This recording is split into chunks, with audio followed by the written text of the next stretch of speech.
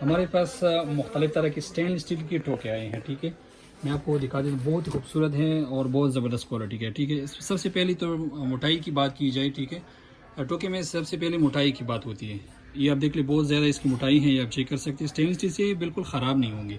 यहाँ पे लिखा भी है, ठीक है। स्टेनलेस स्टील फिनिशिंग से आपको अंदाज़ा हो रहा होगा। इसकी ये वुडन हैंड है, ठीक है, ये आप देखिए, ठीक है, ये आप चेक कर सकते हैं। बहुत इस तरह की पैकिंग सादा पैकिंग में आती है।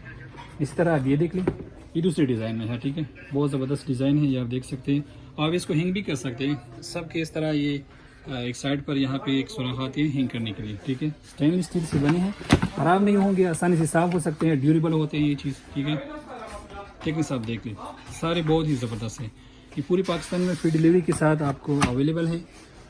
कैश ऑन डिलीवरी है। जब पार्सल आ जाए तो आप पहले उसे खोल कर देख लें, उसके बाद आप राइडर को पेमेंट करें। अगर राइडर पार्सल ओपन करने से इनकार करता है तो आप उसी वक्त हमारे साथ रब्ता करें। ऑर्डर के लिए वेबसाइट का लिंक इसके अलावा व्हाट्सएप नंबर बाय में मेंशन है, आप वहाँ विजिट करें और ऑर्डर प्लेस करें।